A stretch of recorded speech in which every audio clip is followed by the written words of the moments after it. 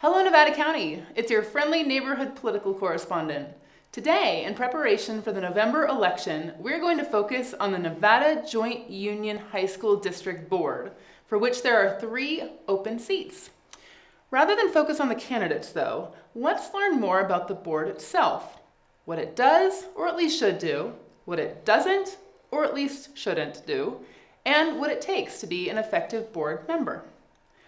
We couldn't think of anyone better to speak on this topic than former superintendent of the NJUHSD and current member of the Nevada County Board of Education, Dr. Louise Johnson. Dr. Johnson is a lifelong educator, and I'm thrilled that she has agreed to be here today to educate us on a topic that is vitally important for our community's future. Welcome, Dr. Johnson. Thank you for having me. Yeah, thank you so much for being here. So let's just jump right into it. So tell me about, so you are on the Nevada County Board. Right. And the seats that are up for election are the Nevada Joint Union High School District Board. What's the difference? And can you tell us more about the structure? Oh, sure. Well, here in Nevada County, we have 9 elementary school districts that feed into Nevada Joint Union High School District, as well as a number of charter schools. So each of those K-8 districts has their own board, which has authority over those grade levels in their district. The Nevada Joint Union High School District is almost countywide. It excludes Truckee, but does include Camptonville, and they oversee the 9 through 12 grade schools. And then the county board is different because our superintendent, who is Scott Lay, is also an elected constitutional officer. So our role is very limited. We oversee his budget, we set his salary, and we serve as an appeal board for expulsions or inter-district transfers, but we do not have authority over the district boards. Each district has its own board with their own authority. Okay, so just to be clear, the county board does not oversee the NJUHSD. They are independent boards. Correct. Okay, so what about staff? Is there any staff that that the boards oversee? Each board has 1 employee and 1 employee only, and that's the superintendent. And so the only authority a board would have over hiring and firing is the superintendent. And then the organization reports to the superintendent. Gotcha. And then the superintendent oversees the teachers? The superintendent generally oversees the principals oversee the teachers, and there's managers who oversee classified staff. So it's pretty well organized, and one of the most effective ways a board can be effective is to set strong policies in place. Some of them like a non-discrimination policy, and some of them the characteristics that we look for in teachers and staff. So there's board policy books that put a structure in place to allow the district to function smoothly and efficiently. Gotcha. So that the board puts those policies in place, but they're not in charge of overseeing the teachers and the principals and the administrative staff members that hold to those policies. They just put those in place, and then they put those in place, and then they ultimately approve or not approve hiring. So, for example, when Mr. Frisella just offered a principalship to a new principal of Godoti School, so that came to the board for ratification. Gotcha. And what if the board doesn't ratify it? Well, then I guess you go back to the drawing. Okay. Back to the drawing board. All right. So let's say let's talk a little bit about curriculum. What role does the board play in setting curriculum, developing curriculum, changing curriculum, if any? Well, that's a great question. So I think there's multiple levels of authority over the schools. There's federal programs and what the federal government does. There's California state programs. And in California, the state of California sets the curriculum. And I want to draw a distinction between the idea of curriculum, which is what we teach, and materials, which is what we use to teach it. So the state of California sets the curriculum standards in a variety of subjects. And then in K through 8, the state of California adopts materials, books, and they put out a list of the books for the districts to choose from. So, for example, on a math adoption year, there might be a choice of 3 books, and so then your local districts look at those and evaluate those. At high school, the state of California doesn't adopt books, but they require that the district certify that the books are aligned to the standards. And your people to make that evaluation are your certified teachers in that subject area. I was a science teacher. I would never propose to be qualified to judge an English book. That would rely on the English staff and so on. Nevada Joint Union High School District has one of the most robust adoption processes I've ever seen, where the proposals go first to a site curriculum council, and then they have a district curriculum council that reviews and approves and then makes a final recommendation to the superintendent and the board. Wow, that sounds really tight. It is, and it's articulated. I was talking about those board policies, so it's articulated very clearly in the board policy. It's also articulated very clearly in the contract with the teachers, the Nevada Joint Union High School District Teachers Association. So it's in their contract, which is part of the conditions under which we agree to work. Gotcha. Okay. So I have 2 follow-up questions to that. So one is, let's say, so that there, you mentioned in K through 8, I think, the recommendations come down from the state. You have a list from which to choose for the materials. What if the board, says, wow, look at these books. We actually don't like any of them. Is there any upward communication power from? Well, there is upward communication power. There's the State Board of Education, and they meet monthly. Their meetings take 2 or 3 days, and so often people will go and make input to the State Board of Education. From counties? From counties, from the general public. Gotcha. Pays to be involved.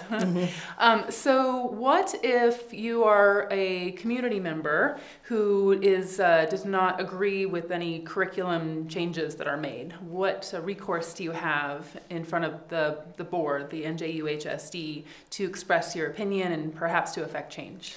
Well, that's a great question, and you can express your opinion, but the governing authority for change is the state of California, in California. Gotcha. And what about for the countywide decisions? Do you have any recourse? We, as I said, the county board doesn't oversee the district boards, so we have one school that's under our jurisdiction, and that's Earl Jameson Educational Options. There's a few kids there, they're probation placed or expelled from their district. So the only curriculum we oversee are the ones used by those students. Gotcha. And I need to be careful with the precision of my language. So what about the district boards? So what recourse might you have in front of the district boards? As I said, you could express your opinion, but the line of authority really is the state of California. State of California. Okay, great. So let's move to school safety. I know I've been hearing a lot about that from friends whose kids are in high school. Would you speak a little bit about how the district boards can get involved in school safety, setting policies, et cetera? That's a great question. So, and we're very fortunate in Nevada County that we have a local resource, Chris Espedal, who helps all the districts with their safety plans. Anytime an incident happens, we review and adjust. And the board members should know and be able to articulate the plans in place. For example, one of the things that's always of interest and frightening is the active school shooter. So the current strategy for that is called run, hide, fight. And so the teachers and the students have to make a judgment for their own safety. What am I going to do? We've also, from time to time, reviewed our policies. For example, when there's a fire drill, we used to take all the kids out on the football field, and then we looked around and realized, oh, we're in a bowl here. Maybe this isn't such a good idea, and we should disperse the students for fire drills. And it's really important that board members are able to provide that face of the school to the community. That's one of the important roles of an effective school board member is to advocate for the students, the schools, and the district with the community. And so board members should keep up to date on their policies, should keep up to date on current research in the areas of school safety and what those risks are. And so in your experience, how long does it take? So there's the meeting on the regular basis, but how much work outside of the meetings would you expect a school board member to do on keeping current on these policies? Well, when I became a superintendent, one of my mentors said to me, well, now you're going to write a dissertation every month. And so a school board packet can be hundreds and hundreds of pages if you're looking at policies. It's a good idea to put a review policy in place. The high school district, Nevada Joint, uses the services of the California School Board Association. So they watch changes in the law, they watch changes in best practice, and every 4 months, every 3 months, quarterly, they have updated policy recommendations which the board can review and adopt. Some of them are required to be adopted because of law. Some of them are discretionary. Some of them only apply to other districts, like transitional kindergarten does not apply to the high school district. But there's a regular routine review and update process. And then they'll read, each policy generally will go for a first reading and discussion at a board meeting, and then come back for adoption at a second board meeting. Well, what a wonderful gift to our community an effective board member is. Yes. So I wanted to ask you, you mentioned in our discussion about school safety that there's a policy in place called Run, Hide, Fight. Mm-hmm. So I want to explore that a little bit. How does that policy get put into place? Where does it come from? Who approves it? You know, let's just maybe do a case study here of like how something gets implemented like that in a board. Well, it's generally comes from the safety experts. And I have to say that in Nevada County, there's a wonderful collaboration with all of the safety experts, the first responders, the 2 police departments, and the sheriff's department, as well as the fire departments. And you get better, unfortunately, with each learning experience that you have. So prior, when I was superintendent, it was an acronym called ALICE, and nobody could ever remember what ALICE stood for. But the idea of Run, Hide, Fight is a teacher, for example, must make an individual decision based on what they know at the time. Is can we get away? If we can get away, we should get away. If we know we can't get away, then we should hide. And if hiding's not going to work, then you're gonna fight and not necessarily take on the person, but throw things at them or do anything you can to distract them from what they're wanting to do at that time. And there are drills and there are trainings, so students have the opportunity to play the scenarios in their classroom with their teachers and decide what to do. Gotcha. So do the teachers think through those scenarios and then present that policy to the board? No, I would say with that policy, it's more relying upon our professionals, our professional emergency responders. Gotcha. Now, I'll tell you a very interesting thing. I went through, as a teacher, the Northridge earthquake in Southern California. Wow. And it happened in between classes. Oh. And students knew to go to their classroom and take cover. But what was interesting, I found, was that rather than take cover wherever they happened to be, they all ran for their own desk to take cover. Wow. Mm-hmm. I know, hopefully nobody ran back inside. Oh my goodness. So the first responders collaborated with the teachers to come up to think through the policy. But ultimately, was it passed by the school board, or did ultimately it's passed by the school board? Gotcha. And every year, student safety plans, school safety plans are updated and passed by the school board, where they're not necessarily published because you don't want a bad actor to have tactical awareness. But another interesting thing is we have different risks here in Nevada County. A funny story, some people came up from Berkeley to train our staff, our classified staff, on school safety, and they were alarmed and surprised to understand that mountain lions and bears and rattlesnakes are part of our risk. But they are. They are. I've received those notes home from my kids' schools. So, wow.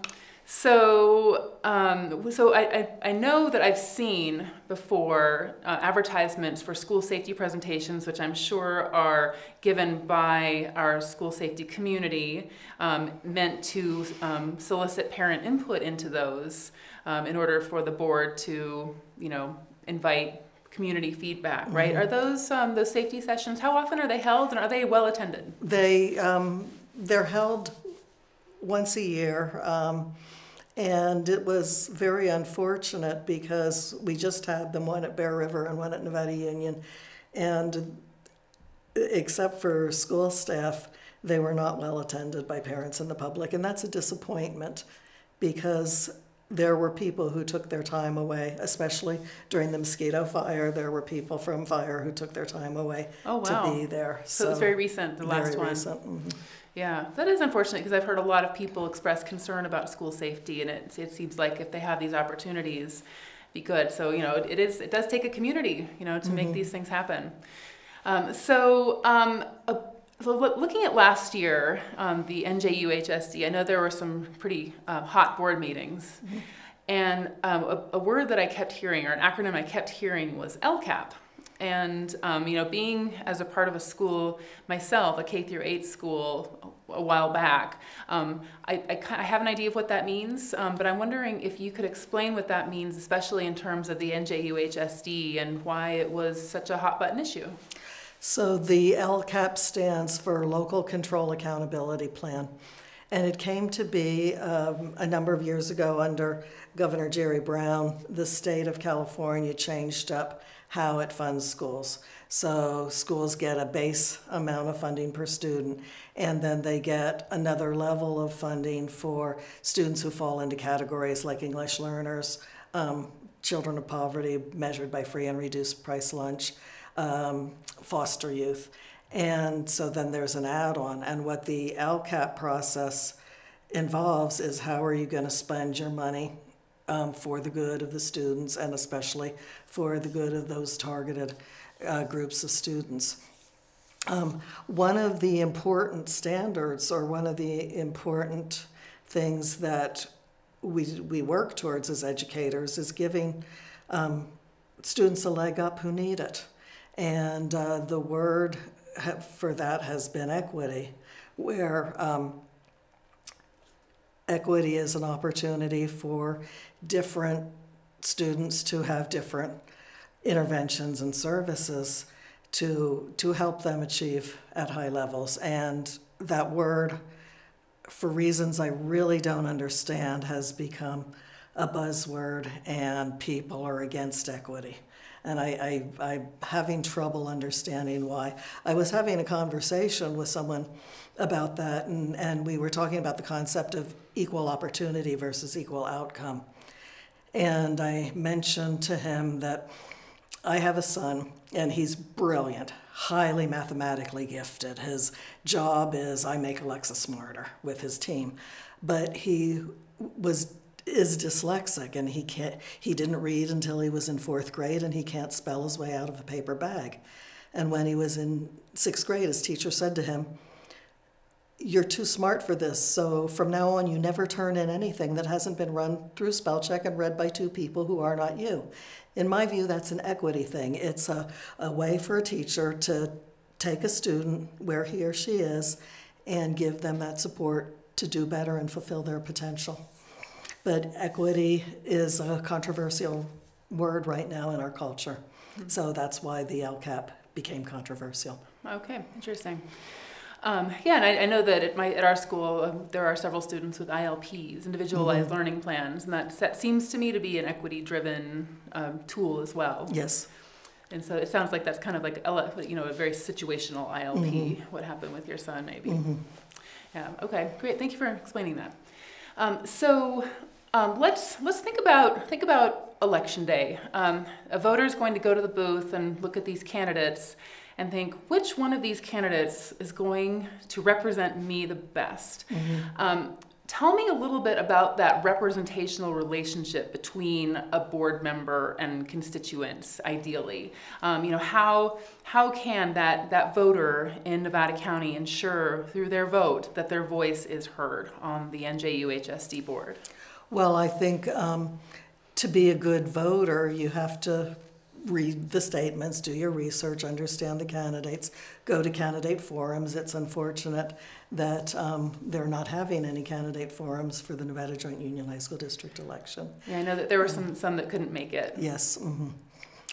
And and you vote your vote, but at the end of the day, you work with who you have elected.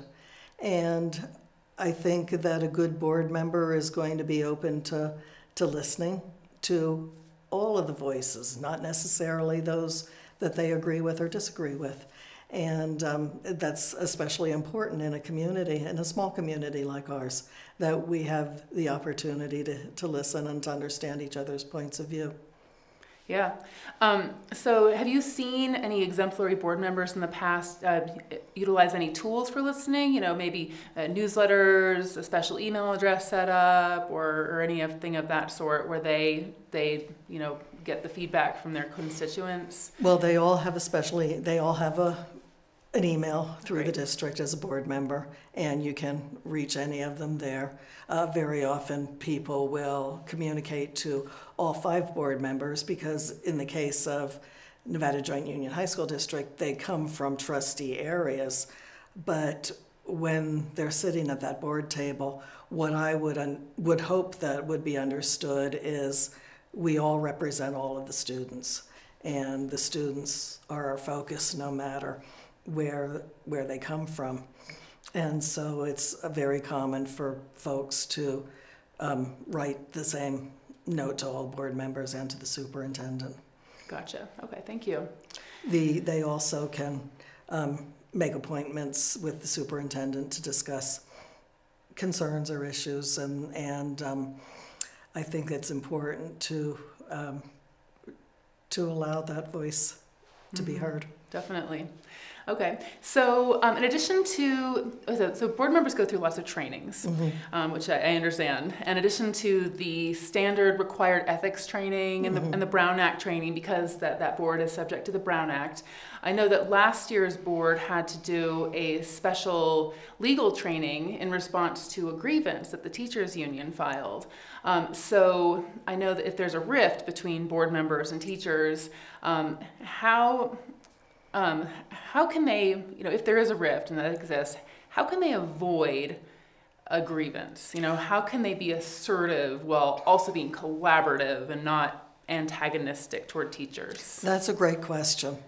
And ever since there has been collective bargaining in California since the mid-'60s, you need to understand that this is the agreement, this is the way we've agreed to do our work together. And so to respect that contract. I'll tell you a funny story. A long time ago in a district that isn't here, I once wrote in a principal's evaluation, don't make any grievances for which I have to fine for the union.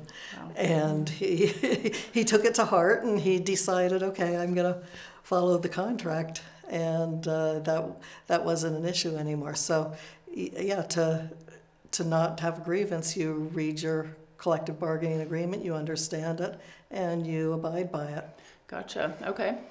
And is there, in the history of the NJUHSD board, I know you've been in contact with them for a long time in different capacities. Can you think of any moments that stand out as just the board being at its best? Yes, and my mind is immediately going back to a meeting that we had in the cafeteria at NU. And it was through that public input process. The American Pediatric Association had put out a scholarly article on the effects of early school start time on students' mental and physical health and their ability to do well in school. I remember that. And so people were starting to approach board members about we should change our school start time. It was 7:30 at the time. And, so early. And being so geographically spread out, my first kid got on the bus at 5:37 a.m. You're kidding. No. Oh my gosh, it must be dark for most of the year. Yes, wow. yes. And so they were starting to get this input from the public. And so some of them started to think about, well, maybe we should think about this policy. I was kind of lukewarm about it because I knew it would be controversial. I knew it would be a firestorm, and I knew I would be in the center of it. But some of the board members wanted to explore that. We had a well-attended, well-publicized meeting in the cafeteria. They took hours of input on both sides of the issue. Then they discussed their own position and opinions, and they voted their vote.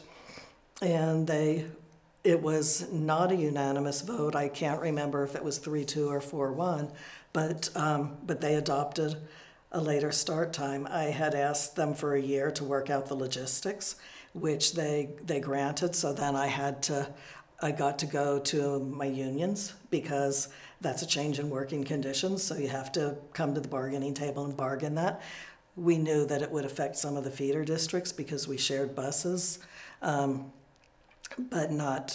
we didn't put students on the same bus. And so it worked through. On the first day of implementation, the buses ran on time, everybody got to school. We worked through the adjustments in calendar. And interestingly now, just effective this fall, that's California state law. That's amazing. The school start time is now 8:30 for high school is the earliest. And so I think to those brave board members who were willing to say, we're going to do the right thing for kids. Mm-hmm. Yeah, that's cool. And then they set an example for the state. Mm-hmm. Wonderful. Well done. Yeah. So speaking of things that are well done, getting a little more personal, what is something in your career that you're especially proud of? Well, here, the manifestation is Measure B, but over the course of my career as a California superintendent, I did 3 bond issues in 3 districts.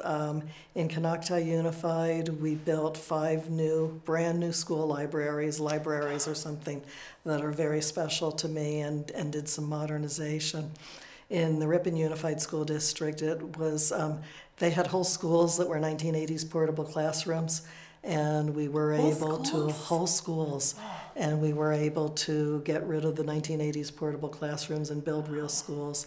And here, of course, with Measure B, the first thing we did was fix the gas leaks at Nevada Union.